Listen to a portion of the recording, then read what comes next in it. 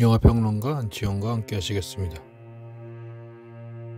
장자크 아누가 연출하고 제인 마치와 양가위가 주연한 연인은 원작인 마르그리트 듀라스의 동명소설과 떼어서 생각할 수 없는 작품이다. 프랑스 문단에서 확고한 입지를 지닌 듀라스가 이 소설을 발표한 게 작가의 노년에 해당하는 1984년이고 영화로 만들어진 게 1992년이다. 영화가 나오고 4년 뒤에 듀라스가 세상을 떠났다. 소설 연인의 최초 표지는 글자만으로 단순했지만 1985년판에 듀라스의 어린 시절 사진이 들어갔고 영화가 나온 뒤에는 주연 배우 제인 마치의 얼굴이 들어갔다. 작가의 삶과 소설이 혼용하고 이어 영화와 소설이 합체한 모습을 볼 수 있다. 듀라스는 누보로망의 대표 작가여서 소설 연인의 시제와 시점의 뒤섞임이 나타나고 비선형적인 구성이 관철되어 다소 난해하다는 얘기를 듣는다. 영화는 소설의 플롯을 선형적 시간 흐름과 1인칭 화자의 전통적인 플래시백으로 바꾸어서 관객의 접근성을 강화했다. 영화가 시작하며 얼굴을 드러내지 않는 노 작가의 플래시백이 시작되는 시점에 카메라는 작가 책상 위에 사진을 비춘다. 관객은 상상하지 못했을 텐데 1985년판 표지에 들어간 어릴 적 듀라스의 사진이다. 원작자에 대한 존경의 표시와 감독의 유머 가운데 어느 쪽이 맞는지는 알 수 없다. 사랑을 사랑하다. 사랑에 관한 영화이긴 한데 조금 낯설게 느껴지는 사랑이 영화를 채운다. 우선 정신분석학에서 좋아할 만한 전형적인 관계가 영화와 주인공의 실제 모델인 듀라스의 삶에서 펼쳐진다. 아버지의 부재는 기본값이자 모든 관계의 출발점이다. 모녀 관계에서 모성의 부재가 눈에 띈다. 모성이 없는 게 아니라 딸에 대해서만 그렇다. 아들에 대해서는, 특별히 큰아들에 대해서는 뜨거운 모성이 확인된다. 어머니와 장자 간에는 연인 사이를 방불케 할 긴밀한 사랑이 목격된다. 영화나 소설이 아니어도 아버지가 부재한 상황에서 장자와 어머니 사이는 현실에서 남다른 법이다. 큰오빠가 비록 아편쟁이이지만 부재한 아버지의 권위를 행사하려 한다. 아버지 역할을 하는 큰오빠하고 제인 마치 사이에 보일 듯 말 듯 성적인 긴장이 제시된다. 그리하여 영화는 소설과 마찬가지로 신화소로서 오이디푸스 콤플렉스와 엘렉트라 콤플렉스를 동시에 배치한다. 근친상간이 실제로 다뤄진 게 아니라 영화의 결을 형성했다는 얘기다. 작은 오빠에 대해서는 제인 마치가 엄마가 된다. 상실한 남편을 대신한 큰아들에게 어머니가 사랑을 집중하는 사이에 제인 마치는 엄마를 대신해 작은 오빠를 보듬는다. 그렇다면 제인 마치는 어디에서 자신을 사랑할 사람을 찾아야 할까? 양가위다. 양가위에 대해서 제인 마치가 아가가 된다. 사랑할 때 흔히 아가베이비라는 표현을 쓰지 않나? 그렇다고 아가가 연인 관계에서 고정적으로 관철되지 않는다. 사랑에서 연인이 단일 정체성일 때가 드물다. 양가위가 제인 마치를 목욕시켜주는 장면은 상징적이다. 영화 아웃 오브 아프리카에서 로버트 레드포드가 메릴 스트립의 머리를 감겨주는 장면만큼 유명하지는 않지만 영화에 나오는 사랑의 풍경으론 이 장면 또한 기억에 남을 것이다. 영화 밖의 이야기를 잠깐 하고 가자. 제인 마치의 현실인 소설가 듀라스는 66세인 1980년에 35살 연하의 앙드레아를 만나 82세로 세상을 떠날 때까지 16년을 연인으로 지냈다. 소설 연인을 쓰는 동안 실제 뮤즈는 따로 있었던 셈이다. 이 관계에서도 연인은 단일 정체성이 아니었을 것이라고 예상할 수 있다. 근친상간적인 영화의 플롯과 현실의 소설가 삶이 계속 뒤엉킨다. 제인 마치 어린 듀라스가 그 뒤엉킴 속에서 무엇인가를 향해 나가지만 무엇으로 향하는지가 불확실하다. 떠남은 영화의 결말이 된다. 영화는 무엇으로 가는가가 아니라 무엇에서 벗어나는가를 주로 그린다. 자유로부터의 도피라는 것이 플롯만으로는 안 되고 투가 있어야 하기에 영화 속 소녀는 적극적인 의미의 자유를 모색하는 데엔 실패한다. 뭉뚱그려 사랑을 향해 나아갔다고는 말해도 되겠다. 사랑이란 게 신기루여서 때로 방향 없는 전진이 된다. 사랑의 시작. 매혹당한 사람들은 돈 시겔이 연출하고 클린트 이스트우드가 주연한 영화로 이스트우드가 주연인 데서 짐작할 수 있듯이 마초 영화이다. 소피아 코폴라가 2017년에 같은 제목으로 리메이크하는데 두 영화 사이의 가장 큰 차이는 여자의 성을 그리는 방법이다. 매혹당한 사람들 1971년작에서는 시겔 감독이 등장한 여자들의 성욕을 일일이 다 설명해준다. 이 여자는 왜 주인공 남자 이스트우드에게 끌렸는지, 저 여자는 왜 발정 상태가 됐는지 등 근거를 하나하나 첨부한 반면 이스트우드의 성욕은 설명하지 않는다. 남자의 성욕은 주어진 것으로 본 셈이다. 코폴라의 2017년작에선 성욕 기제를 남녀 간에 다르게 작동하는 것으로 보지 않는다. 성욕과 사랑은 인간에게 본원적이다. 사랑하는 데는 사랑이 가장 중요한 이유이다. 왜 사랑하는지를 이리저리 따져볼 수는 있지만 끝까지 따지면 사랑하는 이유로 사랑밖에 안 남는다. 사랑의 제일 원인은 사랑이니까. 제인 마치의 사랑을 설명하는 방법론은 코폴라에 가깝다. 여자 성욕의 원인을 설명하려 들지 않는다. 15살 반, 나이 어린 여자의 성욕과 사랑의 원인이 무엇이었는지를 묻지 않는다. 일종의 현실 도피라는 상투적 설명이나 극중 소녀가 성적으로 성숙한 애라서, 즉 시쳇말로 까진 애라서 그렇다는 식의 설명은 유치하다. 원래 사랑이란 게 준비가 돼 있으면 갑자기 시작하는 법이다. 극중 제인 마치처럼 몸에 불같은 걸 하나 가진 여자라면 나이와 상관없이 적당히 건조한 환경과 나무라든지 인화물질이 갖춰지면 언제든지 불이 붙을 수 있다. 그러나 이 사랑은 분명 사랑이지만 온전히 대상에 몰입한 사랑이 아니었다고 말할 수 있다. 사랑을 사랑했고 사랑하기를 사랑했다고 할 극중 제인 마치디라스에게 사랑은 2인칭을 호명하지 않은 1인칭에 머물렀다. 사랑은 상호대상화이자 그 과정이다. 상호대상화에 따르는 불편함과 구차함 같은 것들을 무릅쓰면서 어쨌든 둘이 공존할 뭔가 다른 틀을 모색하는 과정을 사랑이라고 해야 한다. 여주인공은 사랑을 사랑하고 사랑하기를 사랑할 뿐 그에게 사랑하는 대상이 없다고 보아 무방하다. 대상과 무관한 자신만의 불꽃이 있기에 상대방이 사실 중요하지 않을 수도 있다. 어린 창녀, 누구에게 속박되지 않는 성적으로 미숙하지만 무한한 잠재력이 있는, 그리고 자기 안에 불꽃을 가진 소녀가 스스로를 창녀한다. 프랑스 식민지인 인도차이나에서 중국인 양가위와 맺은 관계가 프랑스 소녀에게 채워지지 않는 갈증을 끊임없이 유발한다. 소녀는 이 관계에서 상대를 호명하지 않고 홀로 자신을 계속 태울 뿐이다.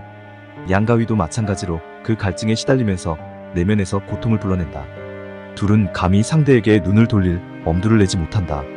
고통의 작가라고 하는 듀라스의 관점이 영화에 반영됐기 때문일 것이다. 영화의 시대 배경을 따져보면 고통과 갈증의 관계는 이들이 경계인인 데서 비롯했다고 풀이할 수 있다. 인도차이나 식민지의 가난한 백인 소녀와 베트남의 중국인 대자본가의 아들이 만난다. 제인 마치뿐 아니라 양가위도 경계에 서 있는 존재이다. 영화에서 몇 차례 언급되듯 그는 베트남 남자가 아닌 중국 남자이다. 당연히 프랑스 남자도 아니다. 두 사람 모두 본향을 떠나서 경계를 보더라인 케이스로 서로를 만난다. 두 사람이 처음 만난 장소가 메콩강을 건너는 배 위였다는 사실이 경계를 시사하는 근원적 풍경이다. 이들의 사랑은 이방인이 아니지만 이방인이 아닌 것도 아닌 유사 이방인끼리의 사랑이 된다. 제국주의 시대이기 때문에 프랑스 등 본국에서 식민지로 나가는 사람 대부분은 본토의 과인 인구였다. 전체주의의 기원에서 한나 아렌트가 폭민으로 표현한 이 사람들은 본토에서 환영받지 못하다가 식민지가 생기면서 그리로 밀려나간다. 본토에서 쓰레기였지만 제국주의 시대가 열리면서 그들에게 엄청난 기회가 생긴다. 피부색, 즉 피 때문에 우월성을 주장할 상황이 주어지지만 식민지에서도 피보다 돈이 더 강력했다. 제인 마치 집안이 프랑스인으로 내세울 우월감이 가난으로 사라져버린다.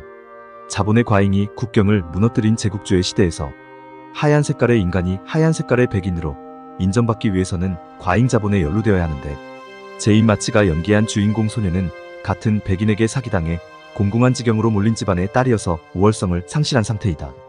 경계 끝에 몰린 프랑스 소녀가 조우한 베트남에 자리잡은 화교 집안의 아들은 많은 재산을 물려받을 예정이지만 인도차이나 식민지에서 프랑스와 베트남 어느 쪽에도 속하지 않은 주변인이다. 그의 우월성은 부이지만 뿌리가 취약하다고 말할 수 있다. 역사적 맥락에서 두 사람은 경계에 있는 사람이고 여기에서 비롯한 절박함과 위기감, 주변와의 공포를 내재화한 가운데 사랑이라는 형식을 통해서 서로를 끌어당기고 그리하여 사랑에서 부수적으로 모종의 존엄 같은 것을 확인하려 든다. 제인 마치가 인정하듯 본질상 창녀, 좋게 보아 정부로 자신을 스스로 제한하기에 이 확인은 성공하지 못한다. 양가위 또한 사랑의 감정을 확신하면서도 상대를 정부 이상으로 만들지 못하는 자신의 한계에 갇히기에 마찬가지로 확인이 성공하지 못한다. 카타르시스 없는 사랑? 줄리아 크리스테바는 원작 소설을 카타르시스 없는 소설로 평가했다. 원작 소설이 기본적으로 누보로망이기에 이러한 평가가 불가피할 수 있다. 아리스토텔레스의 시학에 근거하면 작품의 플롯, 연민과 공포가 카타르시스를 만들어낸다. 연민과 공포는 독자 또는 관객의 몰입을 전제한다. 대상화가 일어나야 한다는 뜻이다. 작품 속 타자의 상황을 통해서 얻는 기쁨이나 정화작용 같은 걸 카타르시스라고 하는데 원작 소설에서 연민과 공포 자체가 존재하지 않기에 크리스테바가 말한 대로 카타르시스의 작동이 불가능할 수 있어 보인다. 누보로망인데다 자서전과 픽션을 넘나드는 구조가 더해져 대상화든 동일시든 서사든 이런 것들이 흐지부지 되어 연민과 공포든 카타르시스든 전통적 소설의 효과를 무력화한다.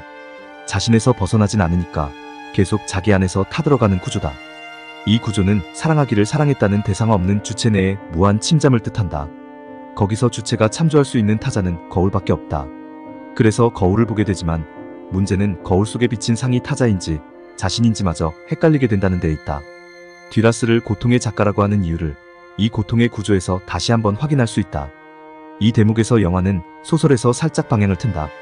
카타르시스 없는 텍스트를 부인하고 사랑에 올인하여 원작의 흐름을 수용하면서 영화 관객이 흡족할 만한 쪽으로 한 걸음 더 내디딘다. 영화는 제인 마치와 양가휘의 사랑에 더 집중하고 그 사랑을 더 부각한다. 메콩강을 건너 리무진을 타고 사이공으로 이동하는 차의 뒷좌석에서 두 사람의 손가락이 스치는 장면이 나온 것은 불가피했다. 자신 안에 머물기에 고독을 깨고 슬픔을 넘어서 상대를 정색하고 바라보지 못하지만 스칠 듯 말 듯 손길의 온기마저는 거부하지 못한다. 영화는 뒤늦게 두 사람이 서로가 서로에게 사랑이었음을 확인하게 한다. 감독은 사랑이 끝난 다음에 사랑을 깨닫는 결말을 준비한다. 메콩강만큼이나 아름다운 결말이다. 영화가 대중예술인 것을 감안한 적정 수준의 변용이다. 소설에 없지만 영화에만 있는 여러 장면은 이러한 목적에서 도입됐다. 누보로망을 원작 그대로 영화화한다면 성공보다 실패할 확률이 높았을 것이다. 이 영화는 원작 소설을 잘 살린 작품에 해당하지만 원작의 특성상 영화화에 본원적 한계가 존재한다. 따라서 장자크 아노 감독의 전략처럼 선택하고 집중해서 독자적인 영상 문법을 따르는 게 현명하다. 그럼에도 소설과 영화가 긴밀하게 연결된 만큼 영화를 감상하며 소설을 함께 보면 더 좋을 듯하다. 다행히 소설이 길지 않다. 다리 사이로 관통한 시선. 영화의 성애 장면이 당시로는 수위가 높은 편이었다. 개인적으로 성애보다 더 감각적인 장면은 제인 마치가 배를 탔을 때 카메라 앵글을 다리 난간에 걸친 여자 다리 사이로 관통한 것이었다. 자체로 도발적인 느낌을 주는 데다 성적인 분위기를 고조하는 효과를 거둔다. 거의 끝나가는 대목에서 제인 마치가 베트남을 떠나는 배의 선상난간에 다시 다리를 올린다. 부두에서 양가위가 배웅하는 것을 알게 된 직후이다. 물론 무의식적 행동이었을 테지만 그 다음이자 대미인 인도양의 울음 장면보다 이 장면이 더 사랑의 정수를 잡아냈다는 생각이다. 몸에서 유출된 물질을 통한 반응보다 몸의 반응이 더 자아에 충실하다. 소녀의 다리 사이 공간을 화면에 잡아내는 수미상관이 영화의 숨은 메시지이자 이 영화의 하이라이트다. 몸짓 선언은 두 사람 사이의 어색한 사랑을 보완하는 역할을 한다. 고백이자 소통이다. 그러므로 영상의 과잉이 8홀의 결핍으로 이어진다는 크리스테바의 지적이 난간 장면에는 해당하지 않는다고 봐야 한다. 영화의 끝은 말로 정리된다. 오랜 세월이 지나고 프랑스에서 작가로 명성을 얻은 화자에게 전화가 걸려온다. 그는 전화를 통해 말한다. 아직도 사랑하고 있으며 사랑하기를 멈추지 않을 것이며 죽는 순간까지 사랑할 거라고. 엔딩 크레디트 직전에 자아의 껍질을 뚫고 사랑이 완성된다. 결국 그것은 상호대상화의 달성이다. 사랑이란 혹은 사랑의 구조란 강의 양안에 선 두 주체가 반복된 호명과 응답을 통한 상호대상화로 나눠짐이 사라질 정도로 이어짐을 잇는 부단한 과정이다. 상호대상화를 위해선 물론 대상화가 선행돼야 한다. 그러나 양방향인 상호대상화의 한 방향을 구성하는 이 대상화는 상대를 대상화하는 것이 아닌 자신을 상대의 대상으로 기꺼이 내어놓는 역전된 대상화를 의미한다. 이 역전된 대상화는 존재의 내기다. 내가 너를 대상으로 삼는 폭력적이고 지배적인 방식의 일반적 의미의 그 대상화가 아니다. 나를 너에게 바치는, 말하자면 모종의 공의를 통해 나는 네 앞에서 한없이 낮아지지만 네가 나의 낮아짐에 응답해 너 또한 너를 나에게 공의로 바치게 되면 상호공의가 달성돼 양자는 전혀 새로운 경지의 그런 상호대상화에 도달해 서로에게 사랑이 된다. 나아가 서로가 서로에게 신이 된다. 최고의 사랑은 서로를 신으로 만든다. 영화 연인의 상호대상화는 지연되어 순차적으로 이루어졌다. 그래서 더 애틋한 사랑이 된다.